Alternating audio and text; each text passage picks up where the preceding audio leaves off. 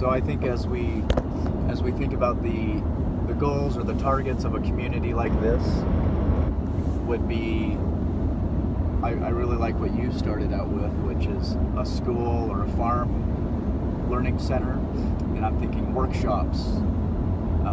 What is it with Hex for new folks in Hex, and then the Hexicans can also learn about permaculture and self-sustainability, and I think what Richard Hart says is we're into this to basically take over cryptocurrency and win and be the top coins, the pulse chain, the P-Hex, the E-Hex, and that's what it's going to be.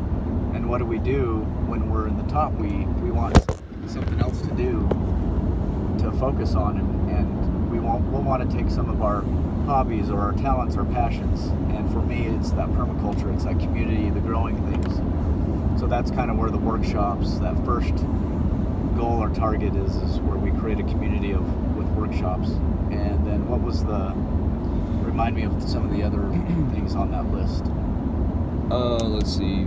The workshops create a list of governments that and fertile lands that are cohesive with our sites.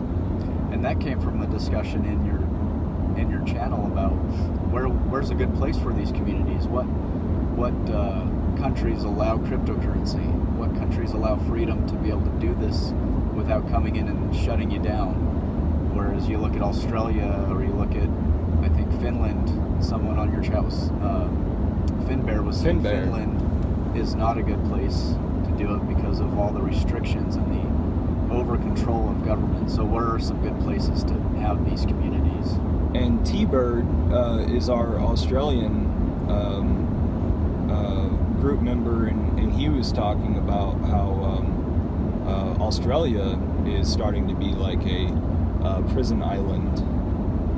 Yeah, and then there was the play on the joke on that prison island, that they're back to a prison island because that's originally what Australia was for the colony, the British colony. Yeah. So we were thinking about like should we have the land that is accessible by all the American Hexicans, or should we go to a specific should we have like a centralized place that's a learning campus, or should we have these rotating workshops? An idea that I had just this morning was, well, maybe we need to have a HEXfood Growers meet up once a year, and did I say that should be in the same place or change? It should change, right? It could change. It could be certain locations periodically, but your idea, I think, was an annual thing meetup. To where everybody in the group has the capabilities of coming together. There's that set party when we all come together and feel each other's energy, then that will motivate us for the next amount of time till we see each other again, and then so it just reminds you of how awesome everything can be, and we just keep on pushing things further, ideas further. Yeah, that's, I think, inherent in setting up a community like this, where we want to have places to meet, places to retreat, and places to kind of talk about our ideas, is how do we structure a community governance. There's always going to be someone that has certain ideas. There's always going to be somebody that says, I got this experience and this is how it should be, and someone that says, no, it should be like this, or what's the final decision-making authority. And we could always say, well, Richard Hart's the final authority, or if you're on Paul Wheaton's farm, Paul Wheaton's the final authority, or is there a council? What is the governance of it? And so that's kind of one of the things that you had on the list, was let's determine what kind of structure of community we want to have. And there's going to be varying ideas on that. And before we thought of deciding on what kind of structure we'd want to have for a community, we thought, let's tour some communities first. How do they do their community? How are they successful? Where are some good places we can go? Who's doing what at what communities and things like that? And who are the big influencers who already have the audiences, maybe on podcasts or maybe on YouTube, or even reaching out to people individually on Facebook, and we infiltrate the idea of finance, and we get into talking about Hex with them, and we maybe turn a few people on to Hex whenever it is that we go and we visit these different communities or farms or influencers, and then so that's kind of like step one, and then step 2 and 3 are actually making it to where, like, the workshops, we're the coordinators of the workshops. The Hex community, people who aren't yet into Hex will liven up to it and become great members. Sort of like the guys with Discourse Syndicate just keep on saying that, and I totally believe it's true, that the largest whales in Hex have yet to get in. The diamond hands. It's a hell of an idea. The longer you hold the diamond hands is when you become a whale. Yeah. And you learn about the things. You learn about buying the dip. You learn about the pulse chain. Things like that. The time period of this video right now, in case you're watching it in the future, we're like 4 days until the end of sacrifice. We are at the last day of what are we at, day 16, and then there's 17, 18, 19, yeah, of the pulse sacrifice phase. I think we have 3 days, right? Let's check. Well, I'm saying the last day of, and we gotcha. keep getting on this subject. It's the last day of the whales competing, basically, to get in line. Gotcha. Yeah.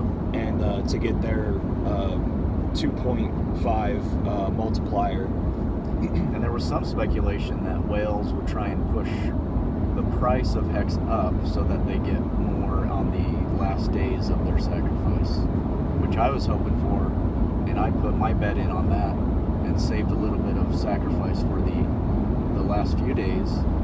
But we're staying pretty steady. We'll see. Maybe the price will be shot up so that our value of our sacrifice is a little bit better, but we'll see. We'll see how that goes. I think the guy's name that Richard did a live stream with last night was Crypto Face, right? Because he covers his face. Okay. And at that point, I remember seeing somebody list that it was 12.5 cents right now, or right then. So I don't know. I didn't check. I didn't check the leaderboard on pulselead.xyz. I didn't check it last night or this morning. I definitely want to. The holding pattern, it's at right now 12.13, and is still showing bullish signs for a long term, which is great for our bags and great for our steaks. The huge increase would be obviously great for a sacrifice to get more worth out of that dollar value, but it's still bullish signs, holding steady at the 12.13 to jump up pretty soon. I want to brag that I might have onboarded 3 people yesterday. 3 different people, 3 different situations. It was baller. I've got these little I printed out QR code on a hexagon magnet, and I have it on the side of my truck, and so I get in these conversations with people, and I'm like, I got something for you, and I just peel it off my truck and I give it to them. I warn them not to put it right up next to their electronics. So back to, while we still have time on this video before my cell phone cuts out because of memory issues, we're talking about group ideas for the HEXfood Growers group, like ongoing ideas. One idea that I had was like, let's bring it down to the local level and create a what was I calling it?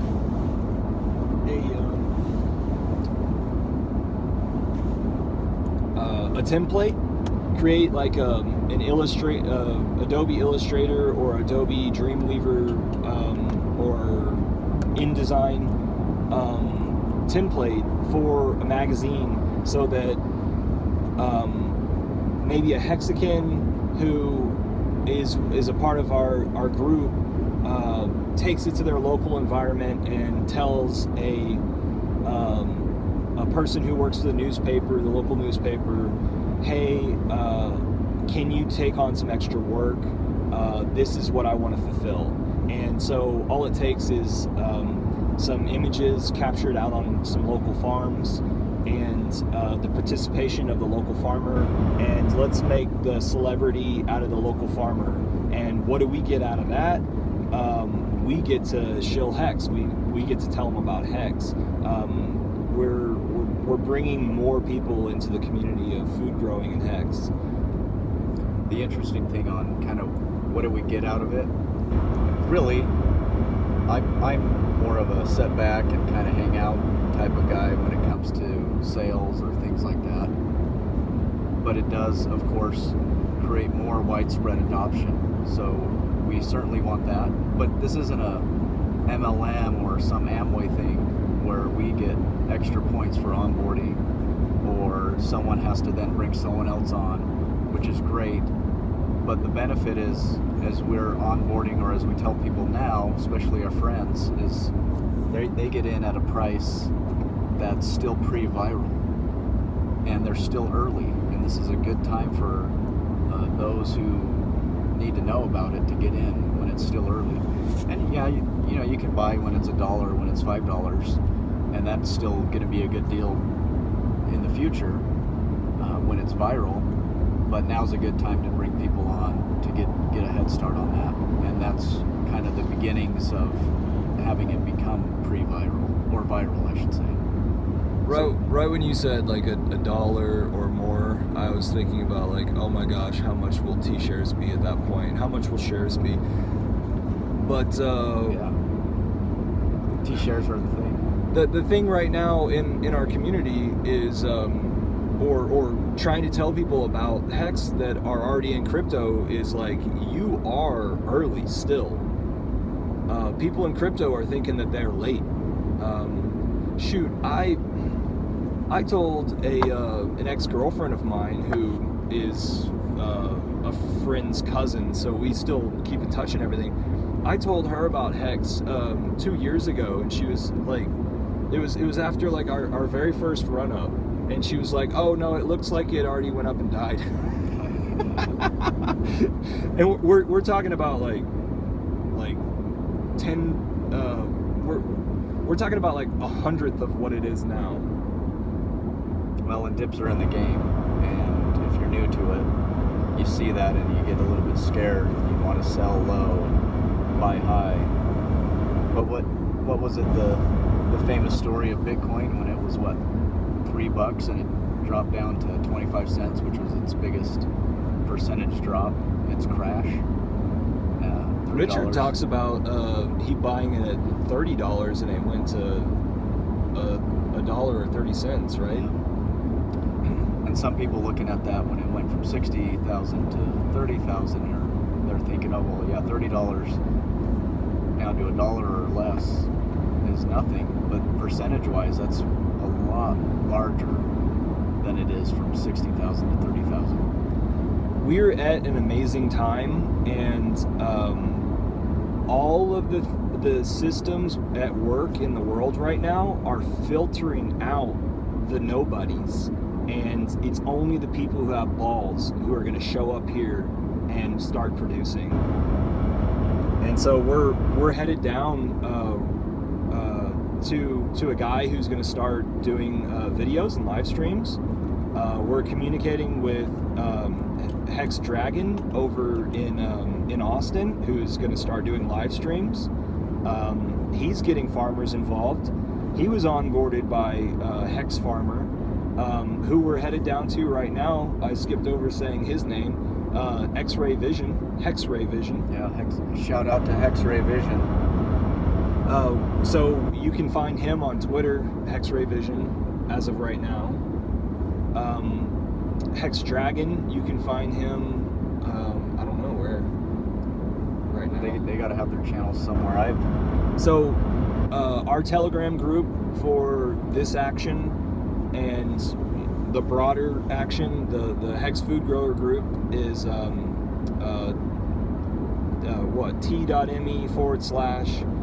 t.me/HEX Food Growers.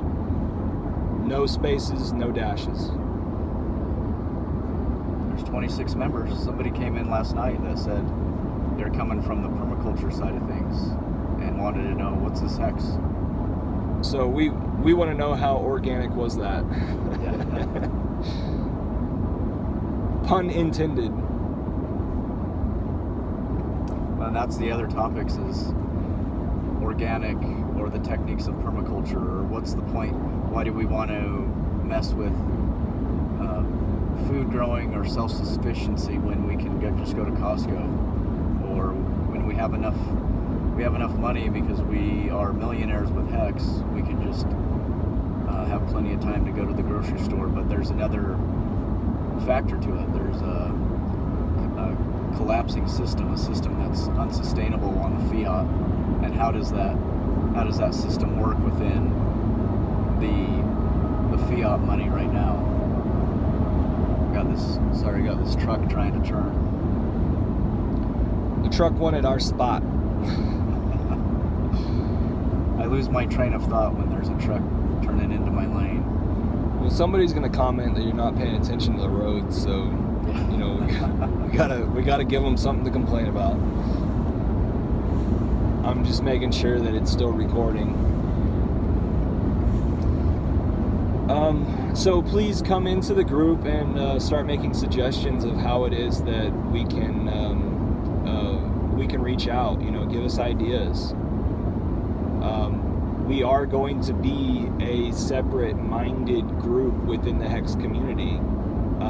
We understand the structure